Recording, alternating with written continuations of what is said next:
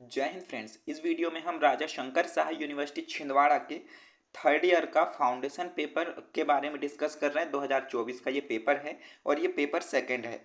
ध्यान दीजिएगा, ये सेकंड पेपर जो है उसमें पार्ट वन में personality development and character building है और पार्ट बी में डिजिटल अवेयरनेस साइबर सिक्योरिटी, जिसके हम 50-50 दोनों के 50-50 ऑब्जेक्टिव देखेंगे प्लस उसके आंसर भी देखेंगे। अब इनके जो पेपर हुए थे ना, दो शिफ्ट में हुए थे। देखिए, इस शिफ्ट में जो पेपर हुआ था वो केवल बीएससी बीकॉम और बीएचएससी वाले स्टूडेंट के लिए हुआ था और जो नेक्स्ट शिफ्ट थी वो बीए बीबीए और बीसीए वाले स्टूडेंट के लिए हुआ था। तो इसमें जो फ़ायदा है, आपको दो पेपर हम प्रोवाइड करेंगे प्रीवियस ईयर, जिसमें आपको जो किस तरह से पेपर सेलेक्ट होते, किस तरह से ऑब्जेक्टिव बनते, ये भी आपको पता चल जाएगा और इसमें से बहुत से ऑब्जेक्टिव आपके पेपर में आएंगे। ठीक है। अब मैं आपको बता दूं कि इस पेपर में ना हम केवल पर्सनालिटी डेवलपमेंट इस वीडियो में हम केवल personality development and character building के 50 प्रश्न देखेंगे। फिर जो नेक्स्ट वीडियो आएगी ना, उसमें हम part B digital awareness cyber security के पेपर और उसके आंसर देखेंगे।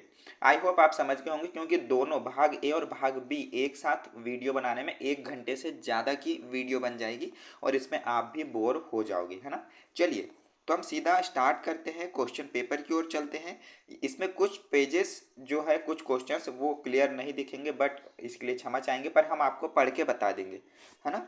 तो देखिए, पर्सनालिटी शब्द किस मूल भाषा से लिया गया है? तो इसका जो राइट आंसर हो जाएगा वो होगा ऑप्शन नंबर ए, लेटिन भाषा से।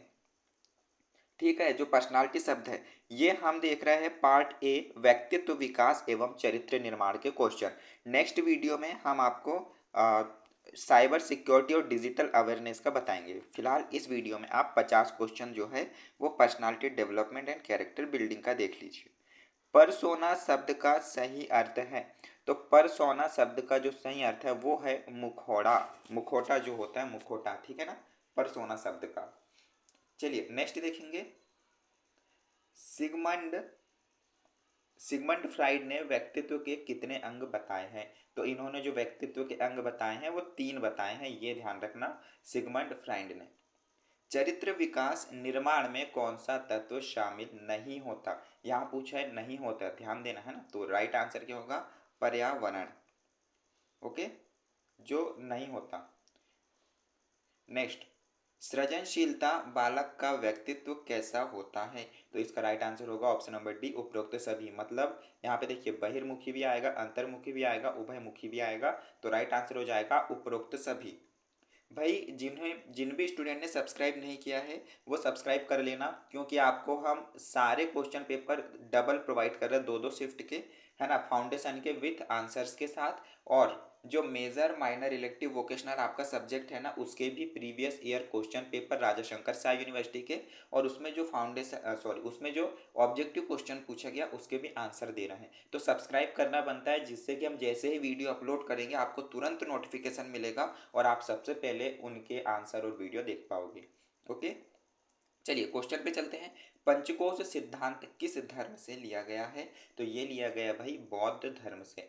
ऑप्शन नंबर डी राइट हो जाएगा। पंचकोश सिद्धांत जो है बौद्ध धर्म से लिया गया है।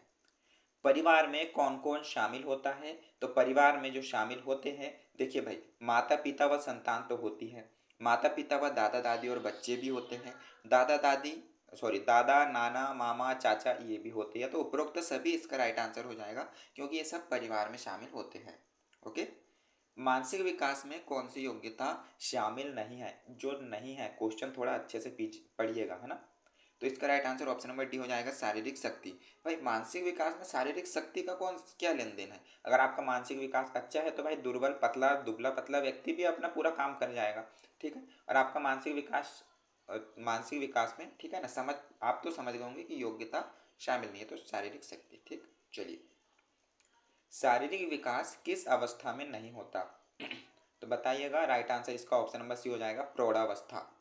प्रौढ़ावस्था बाल्यावस्था में होता है, शिशु शिशु होते हैं तब भी होता है, और किशोरावस्था में भी होता है।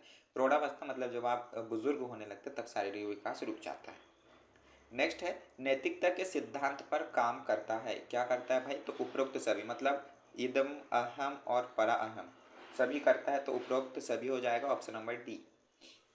नेक्स्ट हम देखेंगे क्वेश्चन नंबर 11। किस मनोवैज्ञानिक ने व्यक्तित्व रचना हेतु जीवन जीने का ढंग का प्रतिपादन किया? किसने किया? फ्राइड ने किया, है ना। तो यहाँ पे मैं आपको जो है ना चारों ऑप्शन नहीं पढ़ रहा हूँ, केवल एक ऑप्शन जो राइट है वो बता दे रहा हूँ, क्योंकि चारों ऑप्शन पढ़ूंगा फिर एक ऑप्शन बताऊंगा तो इसमें वीडियो बहुत ज़्यादा लंबी हो जाएगी। ओके। पंचकोश का क्या अर्थ है? तो पंचकोश का ये क्वेश्चन रिपीट हुआ है भाई, पहले शिफ्ट में भी ये क्वेश्चन पूछा गया था, है ना। पर उसमें जो ऑप्शन थे वो अलग थे पंचकोश में। इसमें आप देख लीजिए 5 प्रकार के योगाभ्यास। ठीक, थोड़ा सा ध्यान रखिएगा, इसलिए कह रहा हूँ दो दो वीडियो आपको दे रहा हूँ मैं, दोनों देख के पढ़ के जाइएगा। नेक्स्ट है, शेल्डन ने व्यक्तित्व का वर्गीकरण किस आधार पर किया? तो ये जो किया था वो शारीरिक रचना के आधार पर किया था शेल्डन ने। ओके। नेक्स्ट देखिए क्वेश्चन नंबर 14 है, कौन सा गुण चरित्र निर्माण का गुण नहीं है? चारों पढ़िएगा फिर इसमें बताइएगा। ओके। तो चार में से जो राइट होगा ऑप्शन नंबर डी होगा, प्रतिस्पर्धा की भावना। भाई कंपटीशन की भावना जो है वो आ, इसमें चरित्र निर्माण में नहीं है। आदर्श दिनचर्या में शामिल नहीं है, तो भाई रात में देर तक अध्ययन करना। ठीक, देखिए भाई स्वच्छ वस्त्र धारण करना ये तो है आदर्श दिनचर्या में, स्नान करना ये भी आदर्श दिनचर्या में, और व्यायाम करना भी है। बस रात तक अध्ययन ना कर, अध्ययन मतलब रात में देर तक अध्ययन करना ये जो है आदर्श दिनचर्या में शामिल नहीं है। अब भाई ऑब्जेक्टिव के अनुसार हमें बताना है ना। अब हालांकि रात तक अध्ययन करने करेंगे तो भाई बोलते हैं कि भाई बहुत अच्छा पढ़ता है ये सब ऐसा, मतलब एक तारीफ होती है, पर ऑब्जेक्टिव के अनुसार भी तो हमें देखना होगा कि क्या राइट होगा। तो यहाँ पे ऑप्शन नंबर डी आएगा। नेक्स्ट देखिए, भारतीय दार्शनिक परंपरा में कितने भाग है? तो राइट आंसर हो जाएगा ऑप्शन नंबर ए, 2 भाग है। ओके। योग दर्शन को प्रतिष्ठित करने का श्रेय किसे जाता है? तो ये जाता है महर्षि पतंजलि को। ध्यान दीजिएगा, महर्षि पतंजलि को जाता है। अभी रामदेव बाबा जी जो कर रहे हैं ना योग योग वाला, बस वो पतंजलि है ना। चलिए, ऋग्वेद के अनुसार योग क्या है? तो ऋग्वेद के अनुसार जो योग है वो स्वाध्याय है ना। चलिए नेक्स्ट, सबसे छोटा और सरल कौन सा मंत्र है? तो सबसे छोटा और सरल जो मंत्र है वो ओम मंत्र है, सीधा ओम करके बोल दो, छोटा सा और सरल मंत्र है। ठीक, गायत्री मंत्र भी बड़ा है, गणेश मंत्र भी बड़ा है, दुर्गा मंत्र भी बड़ा है। स्वस्थ व्यक्ति मानसिक रूप से रहता है, तो स्वस्थ व्यक्ति मानसिक रूप से वास्तविकताओं में रहता है ना, जो वास्तविक होता है उसमें रहता है। ठीक, 21 है, योग का उद्देश्य। तो योग का जो उद्देश्य है भाई देखो, दुखों का उन्मूलन भी है, शारीरिक विकास करना भी है, और मानसिक विकास करना भी, तो उपरोक्त सभी आ जाएगा ऑप्शन नंबर डी। वेदों की रचना कौन सी नदी के तट पे हुई? तो वेदों की रचना हुई भाई सरस्वती नदी के तट पे, ऑप्शन नंबर डी इसका राइट हो जाएगा।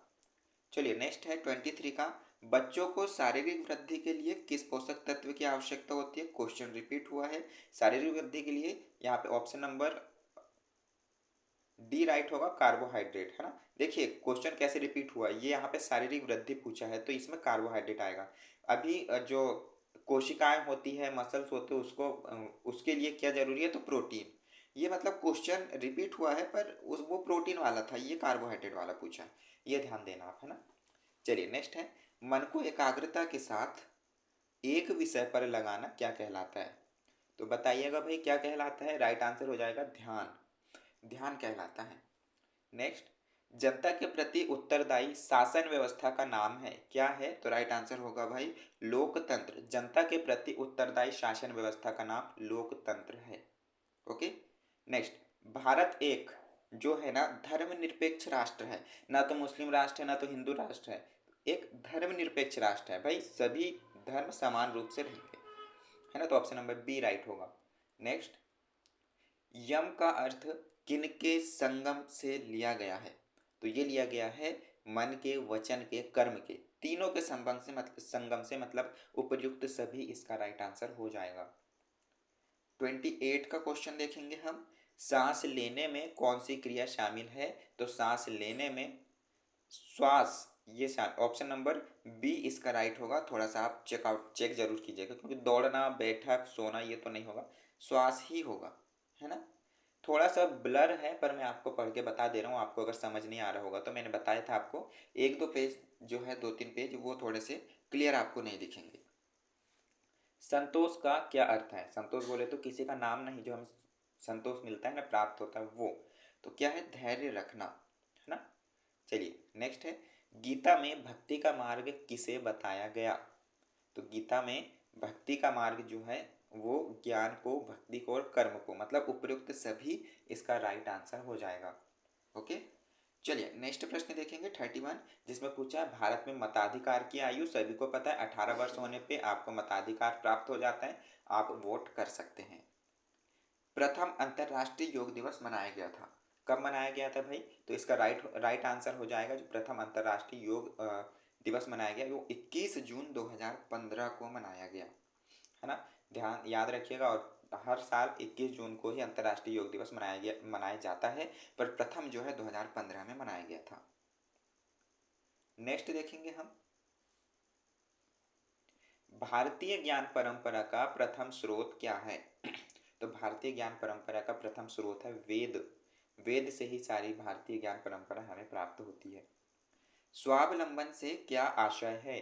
तो स्वावलंबन से आशय है आत्मनिर्भर होने से। बोलते हैं ना कि भाई स्वावलंबी है, वो अपना खुद का कमाता है, खुद का खाता है ना, मतलब स्वावलंबन। चलिए नेक्स्ट, यम कितने प्रकार के होते हैं? तो यहाँ पे देख लें, हाँ यम ही पूछा गया है, तो राइट आंसर इसका हो जाएगा ऑप्शन नंबर ए, 10 प्रकार के। ठीक है, ऑप्शन नंबर ए इसका राइट होगा, यम जो है वो 10 प्रकार के होते हैं।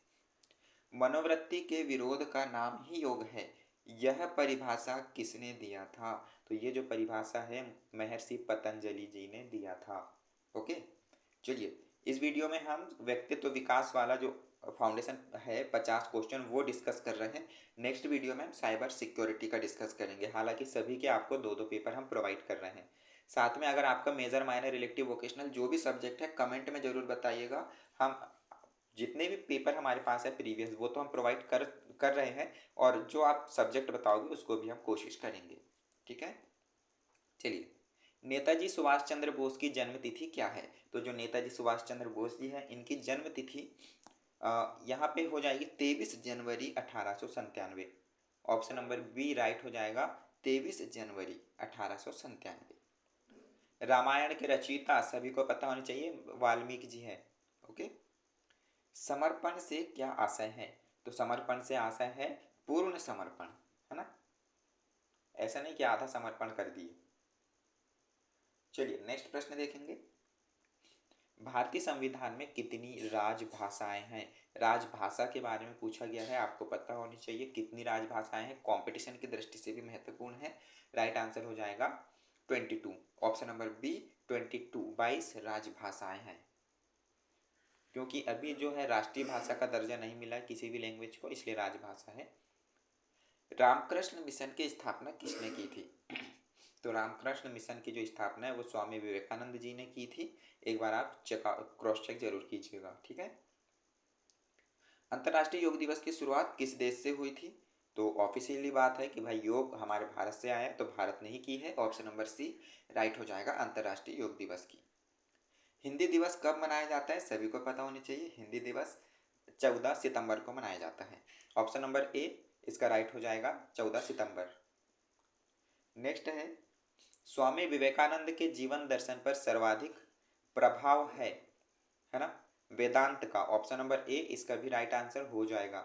मोटापा कम करने के लिए किए जाने वाले आसन हैं, तो मोटापा कम करने के लिए कौन सा आसन करना चाहिए? राइट आंसर होगा भाई उपरोक्त सभी, जिसमें त्रिकोणासन, चक्की आसन, स्थिर कोणासन। आपको अगर मोटापा कम करना है तो आप ये तीनों आसन कीजिएगा। राइट आंसर होगा उपरोक्त सभी। चलिए 46 पूछा है, हिंद स्वराज किताब के लेखक है? तो हिंद स्वराज जो किताब है उसके लेखक है महात्मा गांधी। ओके।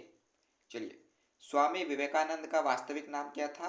तो स्वामी विवेकानंद का वास्तविक नाम नरेंद्र था, Narendra. Option number C right हो जाएगा। लोकतंत्र में शिक्षा का सर्वाधिक महत्व उद्देश्य है कौन सा?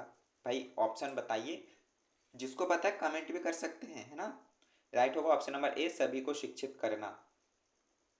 नेक्स्ट 49 देखेंगे, राष्ट्रीयता का क्या आशय है? तो राष्ट्रीयता का आशय है एक राष्ट्र की अधीनता।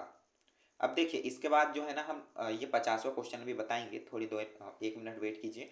नेक्स्ट वीडियो हमारी होने वाली डिजिटल अवेयरनेस साइबर सिक्योरिटी की, लेकिन ये इसके लिए हम नेक्स्ट वीडियो बनाएंगे। इसके भी आपको 2 पेपर प्रोवाइड होंगे हमारे यूट्यूब चैनल पे, ये ध्यान देना। ओके, सभी के 2 पेपर आपको मिलेंगे, है ना। फाउंडेशन की बात कर रहा हूँ क्योंकि 2 शिफ्ट में हुए हैं, बाकी मेजर माइनर इलेक्टिव वोकेशनल के एक पेपर ही मिलेंगे, और उसके आपको जो है ना ऑब्जेक्टिव का आंसर भी मिलेगा। ओके, फाइबर युक्त आहार सहायक होता है, किसमें सहायक होता है भाई? फाइबर युक्त आहार। बताइए, देखो यहाँ पे जो है ना हमें कंफ्यूजन है बी और सी में, पाचन में और रोगों से प्रतिरक्षा में, तो इसको जो है आप क्रॉस चेक जरूर कीजिएगा, इसका राइट आंसर क्या होगा। तो फिलहाल फ्रेंड्स, जिन्होंने सब्सक्राइब नहीं किया वो सब्सक्राइब करने के साथ साथ नोटिफिकेशन बेल को ऑन कर लीजिएगा, अपने दोस्तों को शेयर कर दीजिएगा ताकि उनको भी इंपॉर्टेंट क्वेश्चंस पता चले। और टेलीग्राम व्हाट्सएप ग्रुप की लिंक डिस्क्रिप्शन पे है, वहाँ पे सारी इन्फॉर्मेशन मिलती है। टेलीग्राम और व्हाट्सएप ग्रुप पे ज्वाइन हो जाना। फ्रेंड्स, मिलते हैं नेक्स्ट वीडियो में, तब तक के लिए जय हिंद।